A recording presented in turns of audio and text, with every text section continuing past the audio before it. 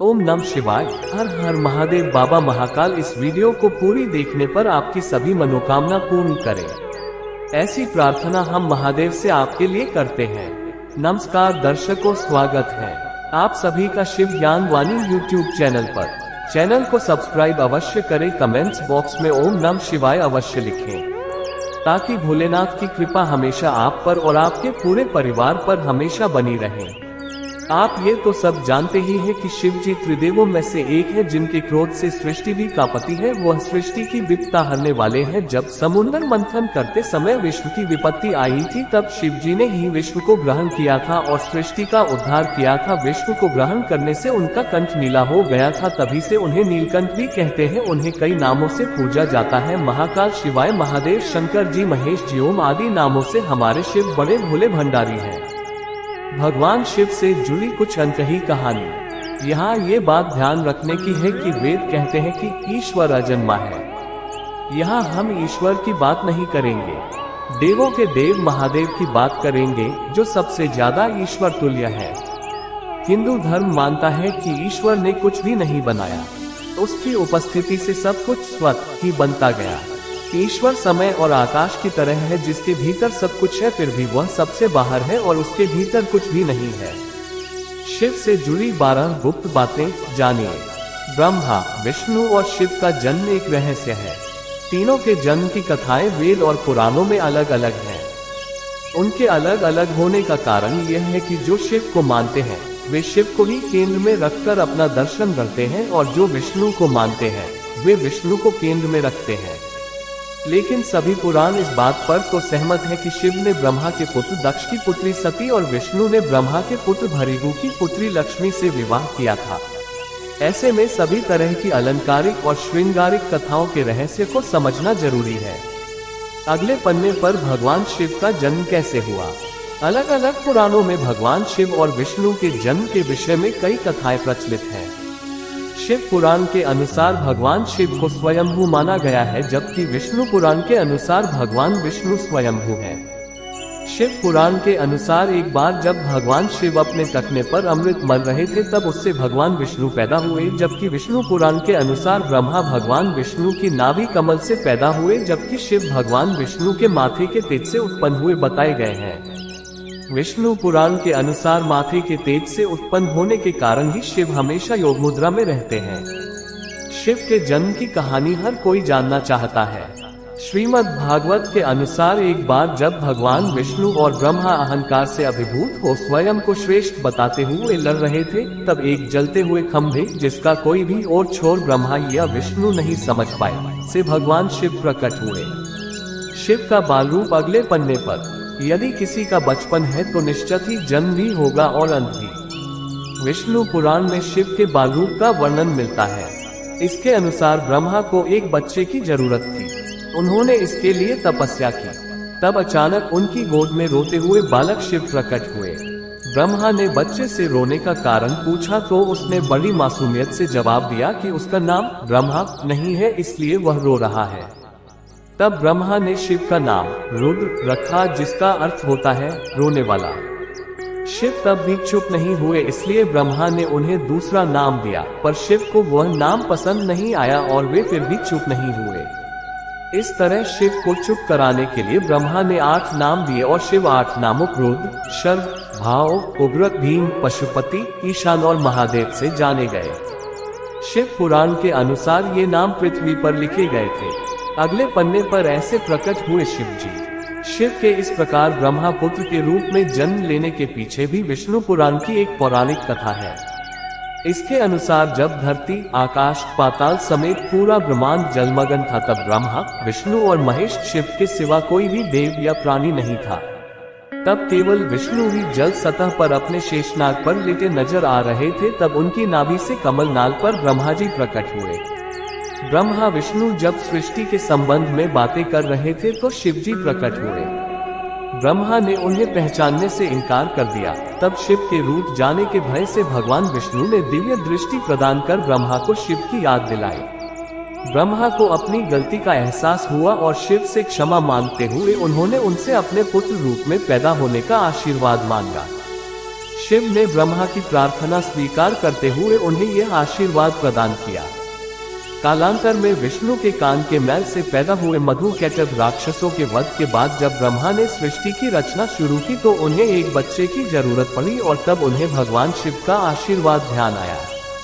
अतः ब्रह्मा ने तपस्या की और बालक शिव बच्चे के रूप में उनकी गोद में प्रकट हुए। अगले पन्ने पर शिव जी का पहला अवतार कौन, जानिए। भगवान शिव का विवाह ब्रह्मा के पुत्र दक्ष की पुत्री सती से हुआ था। एक बार दक्ष ने एक विशाल यज्ञ का आयोजन किया, लेकिन उन्होंने शिव व सती को निमंत्रित नहीं किया। भगवान शिव के मना करने के बाद भी सती इस यज्ञ में आई और जब उन्होंने यज्ञ में अपने पति शिव का अपमान होते देखा तो यज्ञवेदी में कूदकर उन्होंने अपनी देह का त्याग कर दिया। जब भगवान शिव को ये ज्ञात हुआ तो उन्होंने क्रोध में अपने सिर से एक जटा उखाड़ी और उसे रोषपूर्वक पर्वत के ऊपर पटक दिया। उस जटा से महाभयंकर वीरभद्र प्रकट हुए। शिव के इस अवतार ने दक्ष के यज्ञ का विध्वंस कर दिया और दक्ष का सिर काटकर उसे मृत्युदंड दिया। बाद में देवताओं के अनुरोध करने पर भगवान शिव ने दक्ष के सिर पर बकरी का मुंह लगाकर उसे पुनः जीवित कर दिया। वीरभद्र के अलावा शिव के 18 और अवतार हुए हैं, जिनके नाम इस प्रकार हैं: पिप्पलाद, नंदी, भैरव, अश्वत्थामा, शर्भावतार, बृहस्पति, दुर्वासा, हनुमान, वृषभ, यतिनाथ, कृष्णदर्शन, अवधूत, भिक्षुवर्य, सुरेश्वर, किरात, सुनक, नर्तक, ब्रह्मचारी और यक्ष। जानिए कहाँ घटी थी अनादि और अनंत अग्नि स्तंभ की घटना। इस संदर्भ में एक कथा है कि एक बार ब्रह्मा और विष्णु में श्रेष्ठता को लेकर विवाद होने लगा। दोनों निर्णय के लिए भगवान शिव के पास गए। विवाद का हल निकालने के लिए भगवान शिव साकार से निराकार रूप में प्रकट हुए। शिव का निराकार रूप अग्नि स्तंभ के रूप में नजर आ रहा था। ब्रह्मा और विष्णु दोनों इसके आदि और अंत का पता लगाने के लिए चल पड़े। कई युग बीत गए, लेकिन इसके आदि और अंत का पता नहीं लगा। जिस स्थान पर यह घटना हुई वह अरुणाचल के नाम से जाना जाता है। ब्रह्मा और विष्णु को अपनी भूल का एहसास हुआ। भगवान शिव साकार रूप में प्रकट हुए और कहा कि आप दोनों ही बराबर हैं। इसके बाद शिव ने कहा कि पृथ्वी पर अपने ब्रह्म रूप का बोध कराने के लिए मैं लिंग रूप में प्रकट हुआ, इसलिए अब पृथ्वी पर इसी रूप में मेरे परम ब्रह्म रूप की पूजा होगी। इसकी पूजा से मनुष्य को भोग और मोक्ष की प्राप्ति हो सकेगी। अगले पन्ने पर जानिए शिव, सदाशिव, महेश और भैरव का अंतर। सबसे पहले रुद्र हुए। उन्हीं रुद्र का एक अवतार महेश का है। उन्हीं महेश को महादेव और शंकर कहते हैं। वे शिव अर्थात ब्रह्म के समान होने के कारण शिव कहलाए। हालांकि शिव उनका नाम नहीं है। रुद्रावतार में से एक भैरव है। शिव से भी बढ़कर सदाशिव की महिमा का वर्णन पुराणों में मिलता है। ब्रह्मा, विष्णु और महेश का पिता कौन, जानिए संपूर्ण जानकारी। सदाशिव को ब्रह्मा, विष्णु और महेश आदि का पिता माना गया है। सदाशिव की शक्ति को प्रधान प्रकृति कहा गया है, जो बाद में अम्बा नाम से प्रसिद्ध हुई। वह शक्ति अंबिका, पार्वती या सती नहीं कही गई है। उसको प्रकृति, सर्वेश्वरी, त्रिदेव जननी, ब्रह्मा, विष्णु और महेश की माता, नित्या और मूल कारण भी कहते हैं। सदाशिव द्वारा प्रकट की गई उस शक्ति की 8 भुजाएं हैं। पराशक्ति जगत जननी वह देवी नाना प्रकार की गतियों से संपन्न है और अनेक प्रकार के अस्त्र शक्ति धारण करती है। पहले शिव थे रुद्र। वैदिक काल के रुद्र और उनके अन्य स्वरूप तथा जीवन दर्शन को पुराणों में विस्तार मिला। वेद जिन्हें रुद्र कहते हैं, पुराण उन्हें शंकर और महेश कहते हैं। वराह काल के पूर्व के कालों में भी शिव थे। उन कालों की शिव की गाथा अलग है। देवों के देव महादेव, देवताओं की दैत्यों से प्रतिस्पर्धा चलती रहती थी। ऐसे में जब भी देवताओं पर घोर संकट आता था तो वे सभी देवाधिदेव महादेव के पास जाते थे। दैत्यों, राक्षसों सहित देवताओं ने भी शिव को कई बार चुनौती दी, लेकिन वे सभी परास्त होकर शिव के समक्ष झुक गए। इसीलिए शिव है देवों के देव महादेव। वे दैत्यों, दानवों और भूतों के भी प्रिय भगवान हैं। अगले पन्ने पर जानिए शिव के धर्म और ज्ञान का प्रचार। संपूर्ण धरती पर शिव का ही धर्म प्रचलित है। आदिदेव शिव और गुरु दत्तात्रेय को धर्म और योग का जनक माना गया है। शिव के 7 शिष्यों ने ही शिव के ज्ञान और धर्म को संपूर्ण धरती पर प्रचारित किया। कहते हैं कि शिव ने ज्ञानयोग की पहली शिक्षा अपनी पत्नी पार्वती को दी थी। दूसरी शिक्षा जो योग की थी, उन्होंने केदारनाथ में कांति सरोवर के तट पर अपने पहले 7 शिष्यों को दी थी। उन्हें ही सप्तऋषि कहा गया, जिन्होंने योग के अलग अलग आयाम बताए और ये सभी आयाम योग के 7 मूल स्वरूप हो गए। आज भी योग के ये 7 विशिष्ट स्वरूप मौजूद हैं। इन सप्तऋषियों को विश्व की अलग अलग दिशाओं में भेजा गया, जिससे वे योग के अपने ज्ञान को लोगों तक पहुंचा सकें। कहते हैं कि एक को मध्य एशिया, एक को मध्य पूर्व एशिया व उत्तरी अफ्रीका, एक को दक्षिण अमेरिका, एक को हिमालय के निचले क्षेत्र में, एक ऋषि को पूर्वी एशिया, एक को दक्षिण में भारतीय उपमहाद्वीप में भेजा गया और एक आदि योगी के साथ वहीं रह गया।